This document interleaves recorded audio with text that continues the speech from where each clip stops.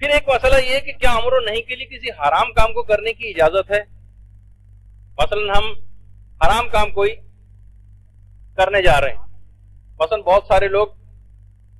کہ جناب تبلیغی دوروں کے اوپر جاتے ہیں، اور بہت سی جگہوں پہ ہم تو دیکھتے ہیں کہ جو بہت بڑے جو مبلغ ٹائپ کے ہیں وہ عورتوں سے مثلا مصافحہ بھی کر رہے ہیں، چاہے وہ اسلامی کانفرنس ہو رہی ہے اور یہاں پہ بیٹھ کے بہت سارے چیزیں اور فیصلے جو ہے وہ کیے جائیں گے، لیکن کیا ہے کہ امر و نہیں کے لیے کسی بھی حرام کام کو کرنے کی اجازت نہیں۔ بہت سے لوگ کہتے ہیں کہ بھائی جیسے سلام کا جواب دینا واجب ہوتا ہے، آپ کو پتا ہے نا کہ مثلا کوئی سلام کرے تو اس کا جواب دینا واجب، تو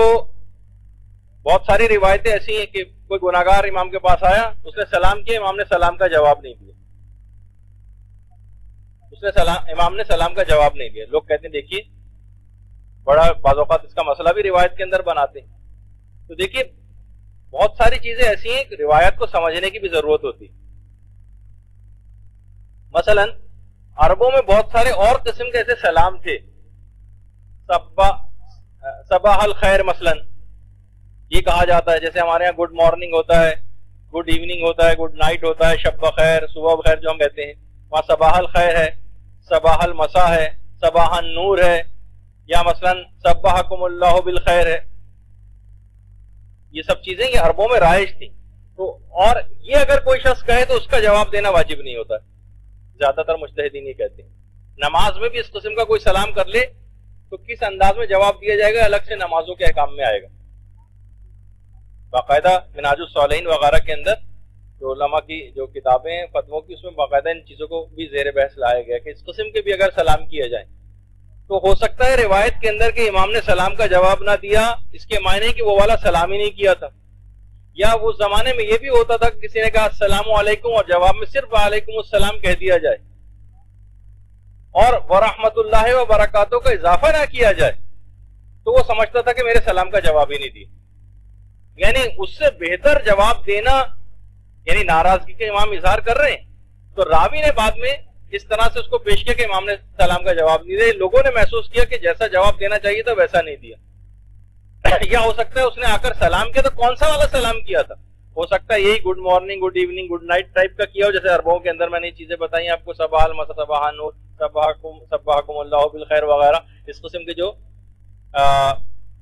سلام ہے ان کا جواب دینا واجب نہیں۔ یا بعض اوقات یہ بھی ہوتا تھا کہ امام نے سلام کا جواب دیا لیکن منہ کو پھیر لیا، تو وہ کہتے تھے گویا ایسا ہی جیسے سلام کا جواب ہی نہ دیا۔ تو بہت سے لوگ غلط بات اس کے اندر لے آتے ہیں۔ بیچ میں ضمناً یہ تھا کہ میں اس کو بیان کروں گا کہ بعض اوقات حدیثوں کو سمجھنا بھی ہوتا ہے۔ تو امر بالمعروف اور نہی عن المنکر کے سلسلے میں کسی حرام کام کو کرنے کی اجازت نہیں۔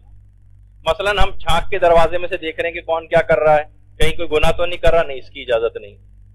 کسی کا خط کھول کر پڑھ رہے ہیں مثلا، اس کی اجازت نہیں، یہ حرام اور گناہ ہے۔ ہمارے چاہے ہم کہیں گے بھائی ہم اس کو دیکھنا چاہتے ہیں کہ کس کا خط آیا ہے، کیا بات ہو رہی ہے کیا نہیں، فون ٹیپ کر رہے ہیں کسی کا مثلا، بہت کوئی بڑا ایسا مسئلہ ہو تو ایک الگ بات ہے کہ واقعی اس کسی شخص کی اصلاح اسی پر موقوف ہو، ورنہ بہت عظیم نقصان سے دوچار ہو جائے گا۔ تو چلیں پھر ایک بات الگ ہوگی کہ اس کا الگ سے ایک مسئلہ پوچھ لیا جائے، لیکن عمومی حالات میں تو اس طرح کی چیزوں کی اجازت نہیں ملتی کہ ہم امر بالمعروف اور نہی عن المنکر کے سلسلے میں کسی حرام کام کو کرنے کی اجازت نہیں۔ اور امر بالمعروف کے سلسلے میں ایسا بھی نہیں کہ کسی ایسی جگہ مثلا سنیما جا کر امر بالمعروف کرنے، اس کی بھی اجازت نہیں۔ پھر ایک مسئلہ ہے کہ امر و نہیں کے لیے کہ ہم جھوٹی روایت بیان کر سکتے ہیں۔ مثلا ہمیں یاد ہی نہیں آ رہا کہ ہماری چھوٹی بہن ہے مثلا وہ بے پردہ ہو کے کہیں جا رہی ہے کسی تقریب میں، یا بہت زیادہ میک اپ کر کے جا رہی ہے، اب کوئی حدیث دماغ میں نہیں آ رہی، کیسے روکے؟ ہم نے اپنی طرف سے جعلی حدیث بنائی جس میں عذابوں کا تذکرہ تھا اور بیان کر دی اور وہ رک بھی گئی۔ تو چاہے آپ ان تمام اقدامات کو کرنے کے بعد کسی گناہگار کو گناہ سے روک بھی دیں تب بھی آپ گناہگار ہو جائیں گے۔ ایک جھوٹی بات منسوخ کی گئی، جھوٹی حدیث مثلا بنائی، تو یہ بات یاد رکھ لیجیے کہ امر و نہیں کرنے کے لیے وضعی روایت یعنی جھوٹی روایت کا سہارا نہیں لیا جا سکتا، البتہ ضعیف روایت کا سہارا لے سکتے، ضعیف روایت کا سہارا لیا جا سکتا ہے، لیکن کسی بھی جھوٹی روایت کا سہارا وہ نہیں لیا جا سکتا امر بالمعروف اور نہی عن المنکر کے سلسلے میں۔ برحمتك يا أرحم الراحمين وصلى الله على محمد وآله الطاهرين